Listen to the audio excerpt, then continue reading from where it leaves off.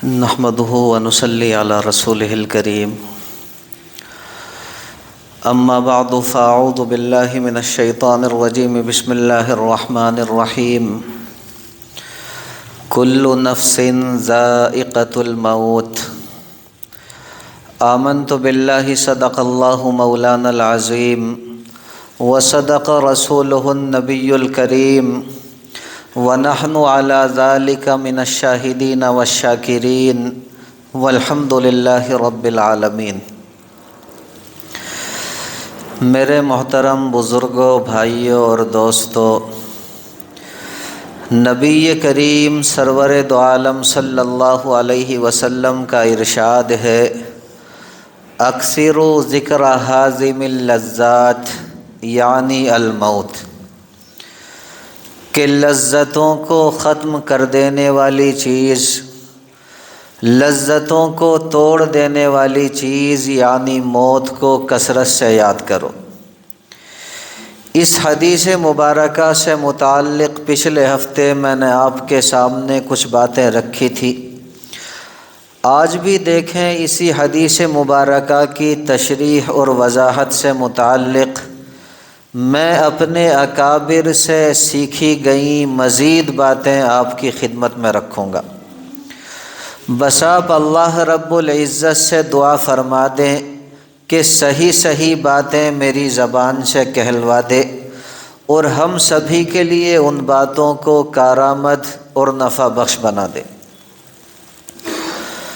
دیکھیں نبی کریم سرور دو عالم صلی اللہ علیہ وسلم ارشاد فرماتے ہیں، اکثروا ذکر حازم اللذات یعنی الموت، کہ لذتوں کو ختم کر دینے والی چیز یعنی موت کو کثرت سے یاد کرو۔ اس حدیث مبارکہ کے اندر سرکار دو عالم صلی اللہ علیہ وسلم نے ہم سبھی کو یہ تعلیم دی ہے کہ اگر خود سے دھیان نہیں جاتا تو باقاعدہ اہتمام کے ساتھ اپنی موت کو یاد کیا کریں۔ روزانہ تھوڑی دیر بیٹھ کر کے یہ سوچا کریں کہ ایک دن موت آنے والی ہے، یہ ساری لذتیں ایک دن ختم ہو جائیں گی، یہ سارا مال و دولت ختم ہو جائے گا، یہ سب ساز و سامان چھوٹ جائیں گے، یہ سب عیش و عشرت ایک دن ختم ہو جانا ہے۔ آج آپ دیکھیں میرے عزیز بھائیوں، دنیا کے اندر جتنے جرائم ہو رہے ہیں، جتنی دہشت گردیاں پھیلی ہوئی ہیں، جتنی بدعنوانیاں ہو رہی ہیں، جتنی عیاریاں، مکاریاں، تباہ کاریاں ہو رہی ہیں، ان سب پر غور کرنے سے یہی معلوم ہوتا ہے کہ انسان اپنی موت سے غافل ہے۔ اگر موت کا منظر اللہ رب العزت کے سامنے حاضری کا منظر سامنے ہو تو پھر میرے عزیز بھائیوں انسان گناہ کر ہی نہیں سکتا۔ آپ دیکھیں چور اس لیے چوری کر رہا ہے کہ وہ موت سے غافل ہے، ایک ڈاکو ہے وہ ڈاکہ اس لیے ڈال رہا ہے کہ موت سے غافل ہے، ایک دہشت گرد لوگوں کی جانوں سے اس وجہ سے کھیل رہا ہے کہ وہ موت سے غافل ہے، ایک طاقتور ہے وہ کمزور کے حقوق دبا رہا ہے، وہ کمزور کے حقوق چھین رہا ہے، اس نے لوٹ کھسوٹ کا بازار گرم کر رکھا ہے صرف اس وجہ سے کہ موت سے غافل ہے۔ اگر انسان موت کے بستر پر ہو اور اسے موت کھڑی سامنے دکھائی دے رہی ہو، موت سامنے کھڑی اس کے دروازے پر دستک دے رہی ہو، تو پھر انسان کے دل میں گناہ کا خیال تک بھی نہیں آتا۔ اور میں کہتا ہوں کہ ہر بندے کی ہر وقت یہی کیفیت رہنی چاہیے۔ اس پر دیکھیں میں ایک واقعہ آپ کے سامنے رکھتا ہوں، جتنی توجہ کے ساتھ سنیں گے انشاءاللہ ثم انشاءاللہ ایمان میں اضافہ ہوگا، آخرت کی یاد تازہ ہوگی اور ہم میں سے ہر بندہ اپنی موت کو یاد کرنے والا بنے گا۔ اللہ رب العزت ہر مومن کو عمل کی سمجھ کی دولت سے مالا مال فرما دے۔ دیکھیں خلیفہ ہارون رشید کے دور کے اندر ایک بزرگ گزرے ہیں جو تاریخ کے اندر بہلول دانا کے نام سے مشہور ہیں۔ یہ دیکھنے میں میرے عزیز بھائیوں بالکل دیوانے سے لگتے تھے، یہ دیکھنے میں بالکل پاگل سے لگتے تھے، لیکن باتیں بڑی حکیمانہ کیا کرتے۔ آپ نے سنا ہوگا کہ خلیفہ ہارون رشید بڑے جلال والے حکمراں تھے، لیکن دربانوں کو خصوصی ہدایت تھی کہ اگر حضرت بہلول ہمارے یہاں آنا چاہیں تو انہیں آنے دیا کریں، انہیں روکا نہ کریں۔ ایک مرتبہ حضرت بہلول علیہ الرحمہ خلیفہ ہارون رشید کے پاس آئے۔ اس وقت خلیفہ ہارون رشید کے ہاتھ میں ایک چھڑی تھی۔ دیکھیں خلیفہ ہارون رشید کا حضرت بہلول سے مذاق چلتا تھا، آپس میں چھیڑ چھاڑ جاری رہتی۔ اسی وجہ سے خلیفہ ہارون رشید نے حضرت بہلول سے کہا کہ میں اپنی یہ چھڑی آپ کو بطور امانت کے دے رہا ہوں، اور آپ کو میری یہ چھڑی اس بندے کو دینی ہے جو آپ سے زیادہ بے وقوف ہو۔ دل کے اندر خلیفہ ہارون رشید کے شاید یہ بات تھی کہ بہلول سے زیادہ بے وقوف کوئی اور آدمی نہیں ہوگا۔ خیر حضرت بہلول دانا علیہ الرحمٰن نے وہ چھڑی لے کر رکھ لی، اور میرے عزیز بھائیوں بڑی سنبھال کر رکھی۔ دیکھیں جب بھی آپ کی بادشاہ سے ملاقات ہوتی، جب بھی آپ کی خلیفہ ہارون رشید سے ملاقات ہوتی، وہ چھڑی ہمیشہ آپ کے ہاتھ میں ہوا کرتی۔ بادشاہ پوچھتا بھی کہ ابھی تک کسی کو دی نہیں، آپ فرماتے کہ اپنے سے زیادہ بے وقوف کوئی بندہ ملا ہی نہیں۔ جس دن اپنے سے زیادہ بے وقوف کوئی بندہ ملے گا، آپ کی امانت میں اس کے حوالے کر دوں گا، اس کے سپرد کر دوں گا۔ بات آئی گئی ہو گئی۔ میرے عزیز بھائیوں بادشاہ نے یہ بات بطور مذاق کہی تھی، لیکن حضرت بہلول علیہ الرحمٰن نے اس چھڑی کو بڑا سنبھال کر رکھا۔ اسی میں کافی روز گزر گئے کہ اچانک حضرت بہلول دانا علیہ الرحمہ کو پتہ چلا کہ خلیفہ ہارون رشید بہت ہی سخت بیمار ہیں۔ آپ بادشاہ سے ملاقات کے لیے آئے، بادشاہ کی عیادت کے لیے آئے، اور بادشاہ سے آ کر کے پوچھا کہ امیر المومنین کیا حال ہے؟ اس پر خلیفہ ہارون رشید نے کہا کہ بہلول کیا حال پوچھتے ہو، بس اب تو سفر درپیش ہے۔ دیکھیں حضرت بہلول علیہ الرحمٰ نے فرمایا کہ کہاں کا سفر؟ اس پر بادشاہ ہارون رشید نے کہا کہ اب تو آخرت کا سفر درپیش ہے۔ آپ نے پوچھا کہ اچھا بتائیں کتنے دن میں واپس آؤ گے؟ بادشاہ نے کہا وہ سفر ایسا ہے جہاں سے کوئی بندہ واپس نہیں آتا۔ آپ نے کہا اچھا اتنا بتائیں کہ اس سفر کی دوری کتنی ہے، اس سفر کی مسافت کتنی ہے؟ بادشاہ نے کہا اس سفر کی دوری اور اس سفر کی مسافت کا کوئی حد و حساب نہیں۔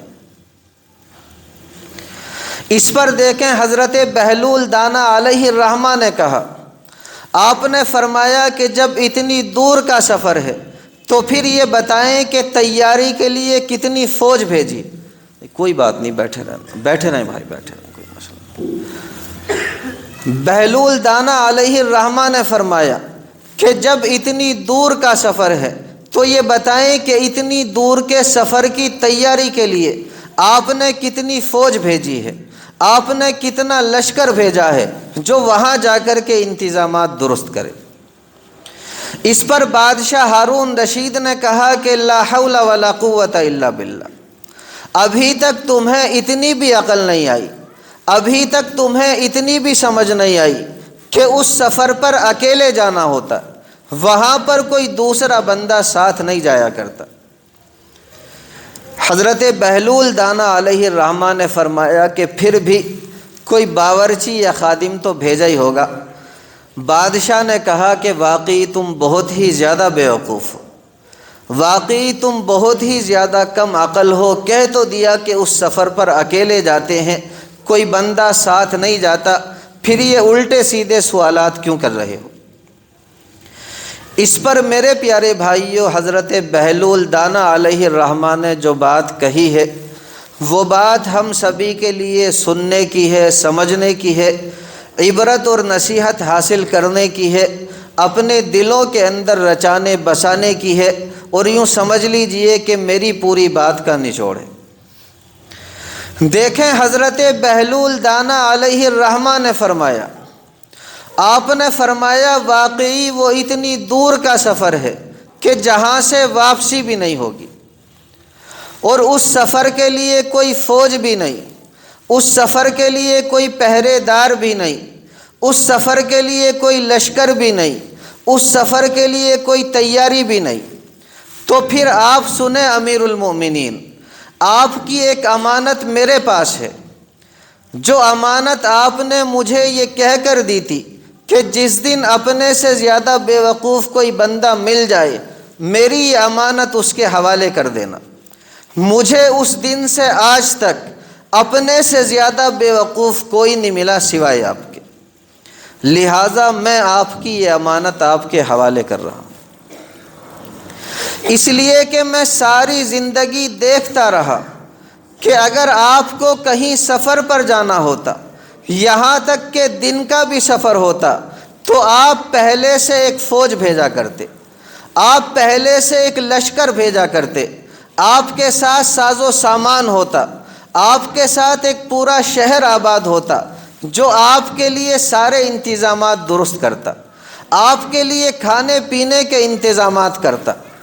لیکن آج جب آخرت کا سفر درپیش ہے، اتنا بڑا سفر درپیش ہے کہ جہاں سے واپسی بھی نہیں ہوگی اور جہاں کی دوری کا کوئی حد و حساب نہیں، اس سفر کے لیے کوئی تیاری نہیں، اس لیے مجھے اپنے سے زیادہ بیوقوف کوئی نظر نہیں آیا سوائے آپ کے، اس لیے میں یہ آپ کی امانت آپ ہی کے حوالے کر رہا ہوں۔ میرے پیارے بھائیو، خلیفہ ہارون رشید نے جب حضرت بہلول دانہ علیہ الرحمہ کے یہ کلمات سنے تو بے اختیار اس کی آنکھوں میں سے آنسو نکل آئے اور کہنے لگا کہ بہلول، ہم تو آپ کو بے وقوف، دیوانہ، پاگل اور نہ جانے کیا کیا سمجھا کرتے تھے، کیا کیا کہا کرتے تھے، آج پتہ چلا کہ تم سے زیادہ عقل مند کوئی انسان نہیں۔ آج حقیقت میں تم نے میری آنکھیں کھول دی، اور سچی بات یہ ہے کہ میں ہی اپنی اس چھڑی کا سب سے زیادہ مستحق ہوں، آپ اس چھڑی کو میرے ہی حوالے کر دیں۔ دیکھیں میرے عزیز بھائیو، بہلول دانہ علیہ الرحمہ نے جس بات کو ایک مذاق کے انداز میں سمجھایا، اسی بات کو نبی اکرم صلی اللہ علیہ وسلم نے بڑے عمدہ پیرائے میں ارشاد فرمایا۔ آپ نے فرمایا، ابن ماجہ شریف کے اندر یہ حدیث ہے، آپ نے فرمایا الکیس من دان نفسہ وعمل لما بعد الموت، کہ سمجھدار انسان وہ ہے جو اپنے نفس کو اللہ رب العزت کے حکم کے تابع بنا دے اور موت کے بعد جو زندگی آنے والی ہے اس زندگی کی تیاری میں لگ جائے۔ میرے پیارے بھائیو، اصل عقل مندی یہ نہیں ہوتی کہ ہم دن رات جو ہے وہ دنیاوی نعمتوں اور دولتوں کو اکٹھا کرتے رہیں اور ان سے لطف اندوز ہوتے رہیں، فائدہ اٹھاتے رہیں۔ اصل عقل مندی یہ ہے کہ انسان موت کے بعد جو زندگی آنے والی ہے اس کے لیے تیاری کرے۔ اس پر دیکھیں، مجھے حضرت علی کرم اللہ وجہہ کی ایک بات یاد آ گئی۔ آپ نے بڑی پیاری بات اور بڑی ہی حکیمانہ بات ارشاد فرمائی۔ دیکھیں حضرت علی رضی اللہ تعالی عنہ نے ارشاد فرمایا، اس شخص سے زیادہ قابل رحم، اس شخص سے زیادہ افسوسناک کسی کی حالت نہیں جو ساری زندگی حلال و حرام کی پرواہ کیے بغیر مال و دولت کمانے کی دوڑ دھوپ میں لگا رہا، لیکن اسے اس مال کے استعمال کا موقع تک نہ ملا، یعنی موت آ گئی، اور بیٹھے بٹھائے وہ مال جو ہے وارثوں کو بن گئے، وارثوں کو مل گئے۔ اس لیے کہتا ہوں کہ یہ دنیا اتنی ناپائیدار اور اتنی بے وفا چیز ہے جو میرے پیارے بھائیوں دل لگانے کا مقام نہیں بلکہ عبرت کا مقام۔ آج آپ اپنی اسی مہرولی کے اندر جگہ جگہ گھوم کر کے دیکھ لیں، اسی مہرولی کے چاروں کونوں میں گھوم کر کے دیکھ لیں، میرے پیارے بھائیوں یہ بڑے بڑے بادشاہوں کے، یہ بڑے بڑے شہنشاہوں کے یہ ویران مقبرے ہمیں دعوت فکر دے رہے ہیں۔ آج ہم سے مہرولی کا چپا چپا چیخ چیخ کر کے یہ کہتا ہے کہ ملے خاک میں اہل شاہ کیسے کیسے، ملے خاک میں اہل شاہ کیسے کیسے، مکی ہو گئے لا مکہ کیسے کیسے، اور ہوئے نامور بے نشاں کیسے کیسے، زمیں کھا گئی پہلواں کیسے کیسے۔ جگہ جی لگانے کی دنیا نہیں ہے، یہ عبرت کی جا ہے تماشا نہیں۔